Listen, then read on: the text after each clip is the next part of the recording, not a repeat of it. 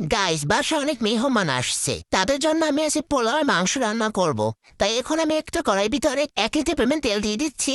তারপর দিয়ে দিচ্ছি হাফ কেজি পরিমাণ পেঁয়াজ, রসুন, আদা, জিরের পেস্ট। এখন আমি এটাকে কিছুক্ষণ নাড়াচাড়া করে নিচ্ছি। এরপর এর ভিতরে দিয়ে দিচ্ছি 25টা এলাচ আর দারচিনি, আর দিয়ে দিচ্ছি 1 কেজি লবণ। সাধারণ মশলাগুলো দেওয়া হয়ে গেছে। এখন আমি এগুলো ভালো কষিয়ে এর ভিতরে 10 কেজি পরিমাণ চাল দিয়ে দিচ্ছি। এই চালগুলোকে মশলার ভিতরে ভালোভাবে ভেজে নিতে হবে। ভাজা হয়ে গেছে। এখন আমি এর ভিতরে 20 লিটার পরিমাণ পানি দিয়ে দেবো। যেহেতু এখানে আমার 10 কেজি চাল আছে, তাই এটা ডাবল পানি দিতে হবে। তাই আমি এখানে 20 লিটার পরিমাণ পানি দিয়ে দিচ্ছি। কিছুক্ষণ এরকম জাল করে নিতে হবে। বলক আসলে এটাকে আমি উঠিয়ে নেবো। দেখেন কত সুন্দরভাবে ফুটে উঠেছে। এখন আমি এর ভিতরে একটা কাঁচামরিচ দিয়ে কিছুক্ষণ নেড়ে চেড়ে এটাকে আমি উঠিয়ে নিচ্ছি। এখন যে পানি আছে তাতে ভালোভাবে এটা সিদ্ধ হয়ে যাবে। ওগুলো রান্না করা শেষ। এখন আমি মাংসটাকে রান্না করবো। তাই এখন মাংসটাকে ভালোভাবে ধুয়ে নিচ্ছি। ধোয়া শেষ। এখন আমি চুলায় একটা পাত্র দিয়ে দিচ্ছি। যেহেতু আমি এখানে 10 কেজি মুরগি মাংস নিয়েছি, তাই এখানে আমি 2 লিটার পরিমাণ তেল দিয়ে দিচ্ছি। আর দিয়ে দিচ্ছি 2 কেজি পরিমাণে পেঁয়াজ, রসুন, আদা, জিরা এর পেস্ট। এই মশলার ভিতরে 2 গামলা পানি দিয়ে আমি এগুলোকে ভালোভাবে কষিয়ে নিচ্ছি।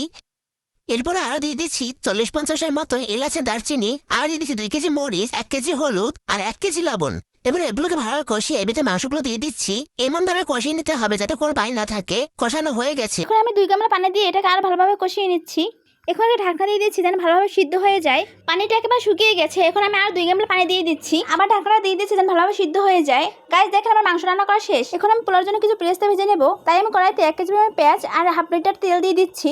এখন আমি এগুলোকে ভালোভাবে ভেজে নেব। ভাজা হয়ে গেছে। এখন আমি এগুলোকে পোলাওর উপরে দিয়ে দেবো। দেখেন গাইস, পোলাওটা দেখতে কত সুন্দর লাগছে। সবকিছু রান্না হয়ে গেছে। আমি একটা প্লেট সাজিয়ে আপনাদেরকে দেখিয়ে দিচ্ছি কেমন লাগে। গাইস, দেখেন তো কত সুন্দর লাগতেছে। আপনারা কি কি খেতে চান সবাই চলে আসেন আমাদের বাসায়। আর আজকে ভিডিও এই পর্যন্ত। সবাই ভালো থাকবেন। বাই।